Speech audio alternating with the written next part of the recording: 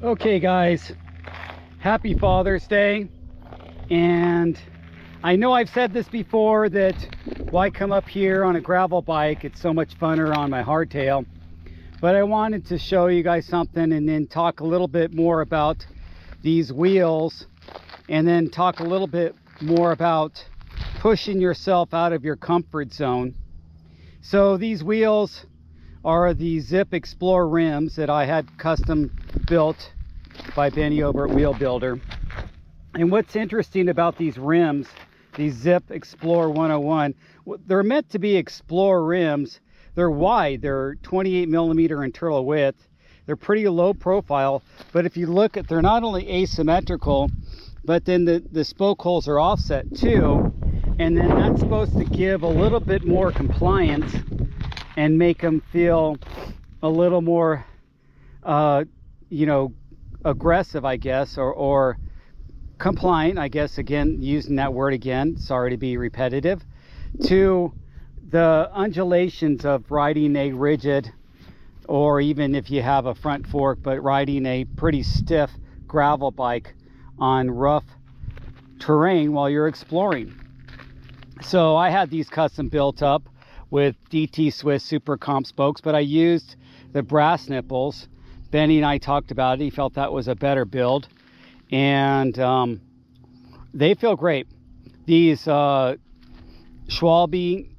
Ultra Bite in front and Schwalbe Bite in rear are pretty much like mini mountain bike tires.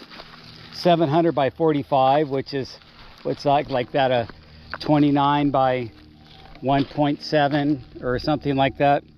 I never used really skinny mountain bike tires when I was with the old mountain bikes I had. I think the lowest I ever went was a 2.1, but this bike, I could fit a 2.1 on this bike. There's plenty of clearance. Anyway, so I wanted to see and show you this going down these trails and show you how it looks. Hold on, let me just turn my camera up. One thing you got to be careful with this overgrowth is on drop bars, it really grabs your bars. When you have a straight bar, you can kind of slice through the overgrowth, but with a drop bar, it's going to yank your bars big time. So just keep that in mind if you guys are riding your gravel bike where there's overgrowth. So anyway, there's some chunky stuff, and you'll see that here, but I don't think it's anything too unmanageable. I just feel like a hardtail would be better, just because I could not only go a little faster, but then when it comes to single track, I could have a little more confidence going over it. I'm also kind of leery of flatting these tires. I actually added some tire pressure to feel like so I don't pinch flat them. And there's a cush core in front. Now I have the cush core gravel, but I think with these rims being so wide, I'm going to switch it to the cush core X seats in front. And the reason I always talk about more in front is that's where all your weight is distributed on the descent. And I feel like that's where you really need that extra protection. Rear is good too, but most of you guys are like me. You're going to ride off the saddle on the rear. You're not going to be sitting on the saddle, and you're going to kind of let your knees be your suspension, your rear suspension, if you will, and let your rear bounce around a little bit more and kind of keep it from being, you know, just jacked too much around, and kind of keep it in line.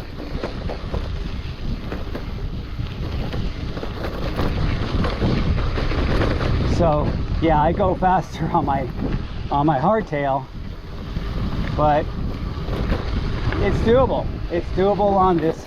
And yes, I am out of my comfort zone. Would I rather be on my hardtail, rather be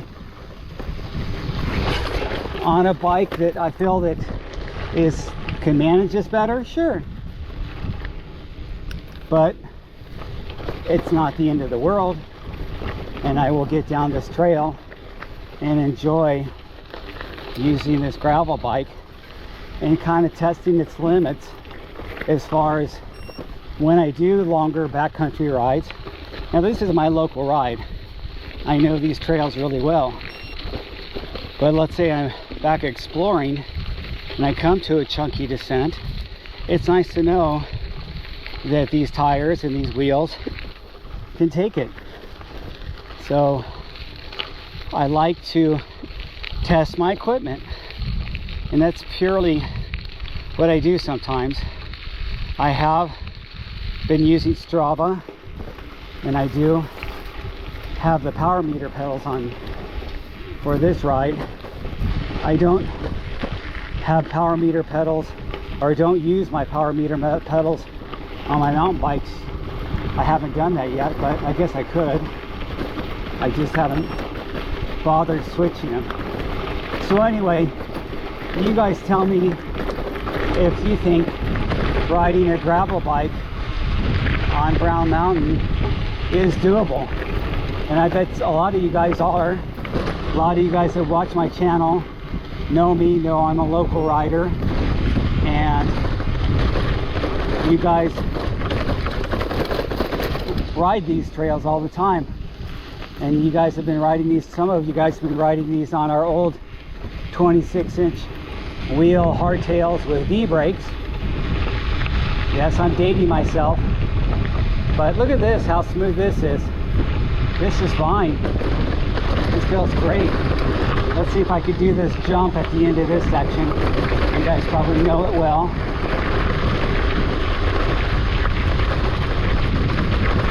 Coming up here.